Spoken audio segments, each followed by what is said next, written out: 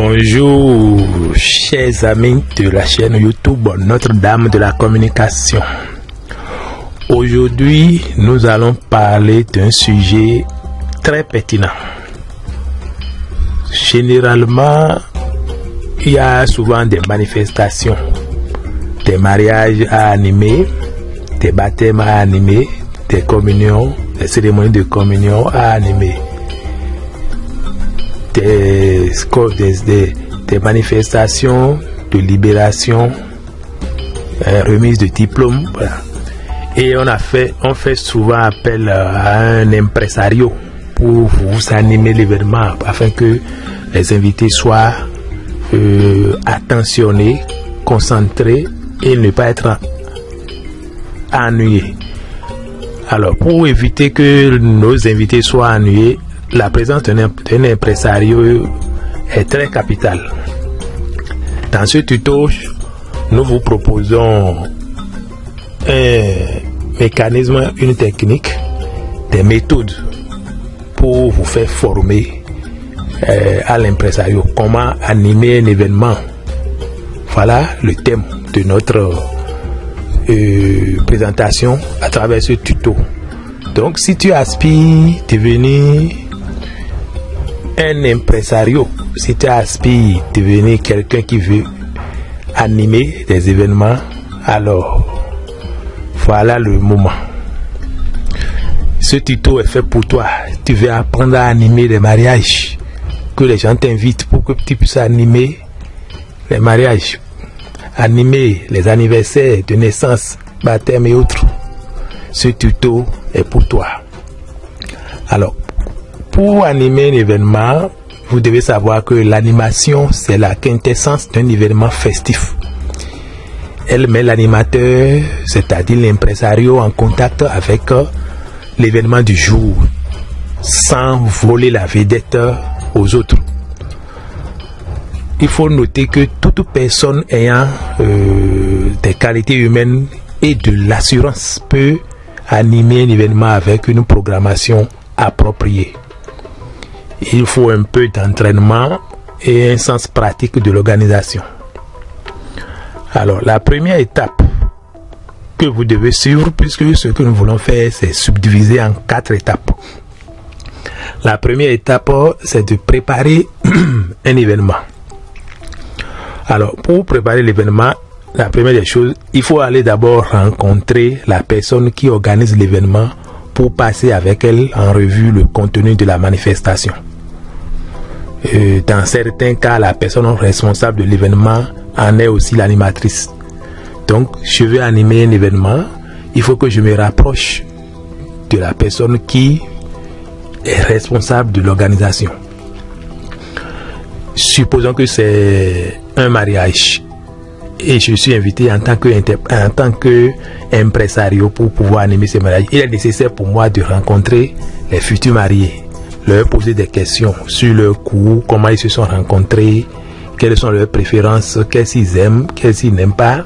Donc, il faut faire ce travail au préalable. Donc, se rapprocher d'eux pour avoir ces informations afin de savoir comment bien meubler votre animation le jour même de la réception.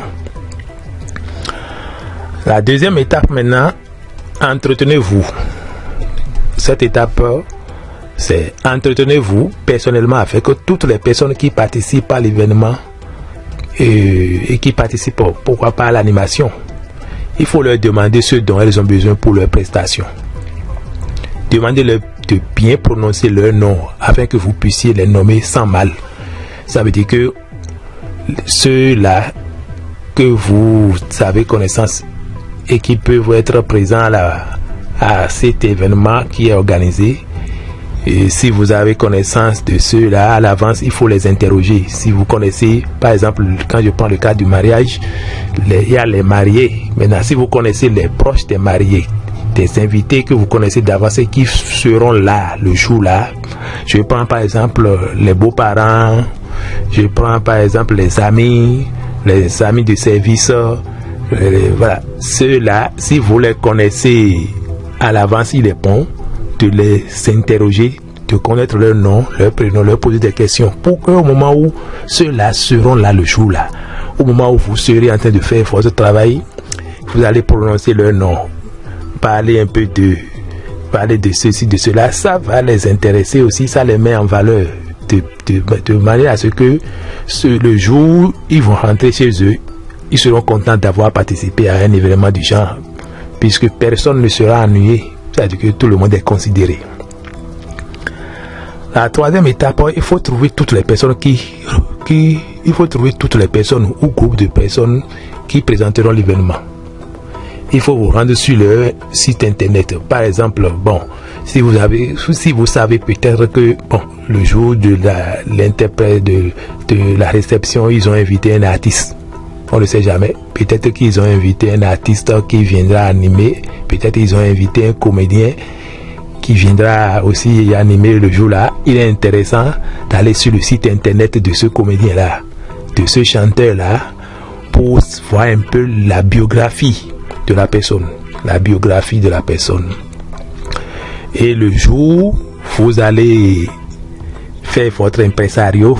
Vous allez essayer maintenant de parler un peu de leur album, de parler un peu de leur album, de fournir un peu des informations sur leur musique, leur blog, et vous leur demandez de fournir une petite biographie peut-être le jour là même. Tout ceci, ça participe à l'événement, ça rend l'événement attrayant. La quatrième étape maintenant, demandez-leur s'il y a chez eux des sujets qui fâchent ou qui les dérangent lors de cet événement. Vous resterez dans le ton de la manifestation quand vous la présenterez, si vous en connaissez toutes les subtilités. Donc il est intéressant aussi, bon, ceux-là qui vous ont invité pour animer un événement, il faut aussi connaître ceux qui n'aiment pas. Il faut leur demander, qu'est-ce que vous n'aimez pas qu'on dise le jour de l'animation. Ils vont vous dire ça. Ça vous permet de ne pas faire des erreurs. Voilà, ça vous permet de ne pas faire des erreurs. Donc c'est très capital. La cinquième étape maintenant, définissez le thème de l'événement. Parce que c'est comme si c'est un discours que vous voulez présenter. C'est comme si c'est un discours que vous voulez présenter. Donc il faut définir un thème. Je suppose que le jour de l'événement, les deux mariés, c'est des jeunes mariés. Et ils étaient en joie. Peut-être le jour où la réception aura lieu, vous pouvez trouver un thème, par exemple, la joie du mariage. Ça, c'est un thème, ça. Et lorsque vous allez animer l'événement, ce thème-là, tout ce que vous aurez à dire vont être dirigés vers ce thème-là. Quand on va voir tous les vocabulaires que vous aurez à utiliser, tous ces vocabulaires prendront en compte le thème. Voilà, donc un thème reliera toutes vos interventions et donnera plus de cohérence à votre présentation. La sixième étape, c'est de rédiger vos instructions. N'improvisez pas, car vous risquez de dire ce qu'il ne faut pas ou de prendre trop de temps. Donc, les conseils suivants sont de bonnes règles à suivre quand vous écrivez votre discours. Ne vous servez pas de blagues privées. Les blagues privées, bon, il faut les éviter. Ces blagues peuvent cacher le sentiment de cohésion du public si l'assistance ne les comprend pas. Il ne faut pas utiliser de langage injurieux ou des clichés. Vous savez, dans un public, il ne faut pas injurier quelqu'un. D'autres peuvent être blessés. Si vous n'arrivez pas à raconter une blague sans offenser votre public, là, évitez de faire de l'humour à deux balais, restez sincère. Maintenant, si vous avez de bonnes blagues qui peuvent vous faire rire les gens et que vous avez testé ailleurs que ça a marché, bon, vous pouvez essayer aussi. Ne faites pas dans l'hyperbole quand vous présentez des personnes. Ne dites pas c'est la meilleure personne au monde, mais plutôt elle a été élue présidente de l'association pour la 3e année consécutive. Vous voyez, laissez la biographie de la personne parler d'elle-même. Voilà. Et offrez le même temps à chaque personne que vous présentez. Ensuite, il faut se préparer pour le jour de la performance. Se préparer pour le jour de la performance. Rendez-vous sur le site de la manifestation plusieurs heures à l'avance. C'est important puisque vous voulez animer un événement, donc il faut être sur le lieu plusieurs heures à l'avance pour voir un peu comment les choses vont se passer, quelles sont les dispositions à prendre. Donc vous avez besoin du temps pour vous sentir à l'aise et mémoriser votre présentation et vous entraîner un peu. Vous êtes la personne qui introduit l'événement. Vous devriez donc vous sentir comme chez vous dans les heures qui suivent. Donc il faut être là tôt. Deuxièmement, il faut faire des essais sur scène avec le micro parce que vous aurez utilisé peut-être un micro baladeur. Donc il faut faire des essais pour être rassuré que tout fonctionne bien. L'éclairage et les autres éléments audio ou visuels en complicité avec le DJ à votre disposition au moins 1 heure avant l'arrivée des invités. Donc assurez-vous d'avoir à votre disposition un technicien qui peut vous dépanner si quelque chose ne fonctionne pas. Ensuite, l'étape suivante, c'est présentez-vous à l'équipe qui fait partie de l'événement. Si vous venez, peut-être que l'équipe qui organise les choses, il y a certains parmi eux qui ne vous connaissent pas, c'est pas trop bon. Il faut vous présenter pour qu'ils sachent que c'est telle personne qui veut animer, c'est l'impresario. Cela devrait comprendre à la fois les personnes qui participent à l'événement et celles qui l'organisent. Elles vous soutiendront si quelque chose va de travers. Alors, sachez maintenant que faire en cas d'urgence. Vous serez le meneur de l'événement et vous devez pouvoir dire aux personnes comment entrer et sortir de la scène. Vous voyez, arriver sur les lieux, voilà, les toilettes se trouvent à tel endroit.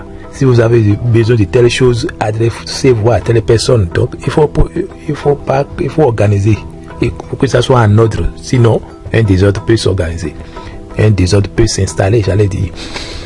Donc, il faut indiquer aux personnes, ici, cette table-là, c'est pour les invités, cette table, c'est pour la famille, la belle famille, la table qui est là-bas, c'est pour les amis des mariés, ainsi de suite.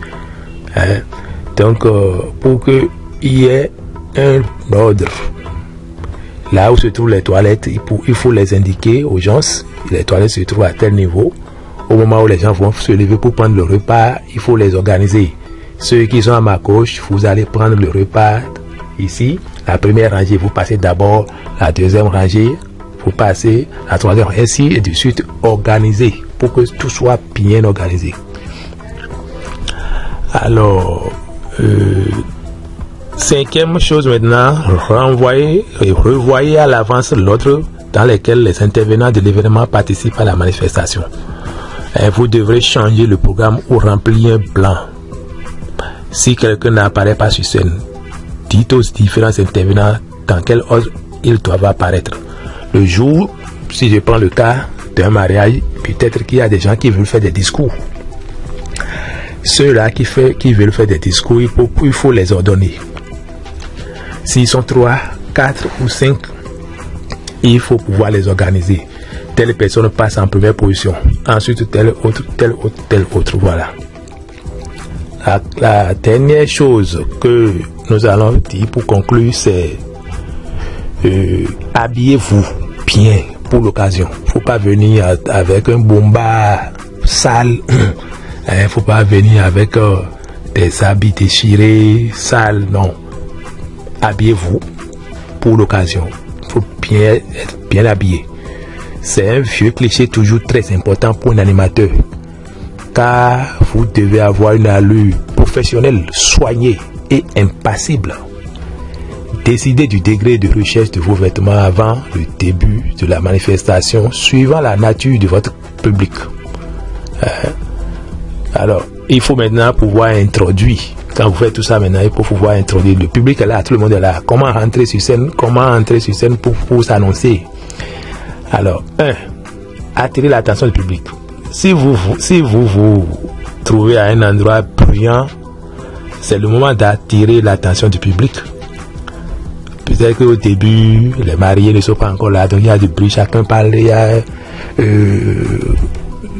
des brouhaha, je vais dire, des brouhaha. Alors, vous pouvez le faire en lançant un bonjour tonitruant et étudié en agitant une clochette ou en vous s'exclamant au micro. Que les personnes du fond agitent la main si elles peuvent m'entendre. Ça, c'est un exemple. Hein? Vous dites que les personnes du fond agitent la main si elles peuvent m'entendre. Ou encore, on peut dire allô, allô. Quand on dit ça, les gens sont attentionnés. Ils savent qu'il y a quelque chose qui se passe. Saluez votre public. Commencez sur un ton sympathique et sincère. Répondez à la question. Pourquoi sommes-nous ici ce soir? Voilà, c'est une question. Pourquoi sommes-nous ici ce soir? Quand vous posez cette question, les gens connaissent déjà la réponse. Présentez-vous ensuite. Vous devez vous présenter. Quand vous posez cette question-là, vous vous présentez. Vous pouvez le faire en faisant une petite anecdote amusante pour donner le ton de l'événement. Ensuite, présentez les personnes qui ont organisé l'événement. Ceux-là qui ont organisé peut-être le mariage, il faut pouvoir les présenter. Il faut citer toutes les personnes qui ont contribué à l'événement aussi. Ceux qui ont fait que le mariage a eu lieu et que la réception est en cours. Il faut pouvoir les citer. C'est très important. C'est le bon moment pour les remercier de tout cœur. C'est le bon moment pour les remercier de tout cœur. Si les organisateurs de l'événement veulent que l'on cite des donateurs généreux, il faut pouvoir aussi citer ces donateurs généreux. Enfin, souriez. Quand vous faites votre animation, il faut sourire. Il ne faut pas renvoyer la mine. Vous devriez être de bonne humeur et sourire du début jusqu'à la fin de l'événement. Ensuite, il faut conduire et mettre fin à un événement. Conduire et mettre fin à un événement. Nous sommes presque à la fin de l'événement. Comment mettre fin à l'événement? Restez près de la scène tout le long de la manifestation. Vous devrez être prêt à intervenir pour bien gérer l'événement. Planifiez vos pauses pour aller aux toilettes ou boire un verre d'eau. Il faut garder l'œil sur votre montre. Vous êtes le maître du temps tout au long de l'événement. Prévoyez de couper quelque chose si c'est trop long. Si c'est trop long, il faut couper. Ayez sous la main une petite histoire à raconter si vous avez besoin de remplir des plans. Pour que les gens ne soient pas ennuyés. J'avais déjà dit ça. Des petites histoires que vous devez trouver pour pouvoir raconter. Tout ça là, c'est préparé d'avance. Vous pouvez l'avoir sur papier. Voilà, ça fait du bien au public. Donnez de l'enthousiasme à votre prestation de clôture. Les gens du public seront sensibles à votre humeur s'ils ont dû patienter pendant un certain temps. Faites-leur comprendre l'importance d'une tombola. Mais bon, nous ne va pas parler de tombola. Faites-leur comprendre l'importance d'autres choses, peut-être d'une vente aux enchères dans le cadre de l'événement. Bon, ça c'est d'autres exemples compléments. Ensuite, remerciez toutes les personnes qui ont participé à l'événement. Remerciez aussi les organisateurs et toute l'équipe qui s'est associée à l'événement. Suggérez ensuite un appel au public. S'il s'agit de promouvoir le travail d'une organisation ou un événement, annoncez-le au public et dites-le comment faire pour s'impliquer.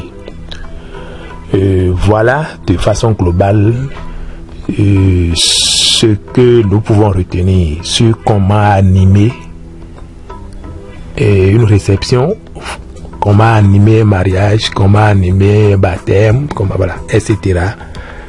Voilà, ça peut vous aider si vous avez des questions à poser. Si vous voulez vous faire former par des professionnels, n'hésitez pas à cliquer sur le lien qui est ici en bas de la description ou écrivez-nous à travers notre adresse mail ou envoyez-nous des messages via les canaux qui sont ci-dessous.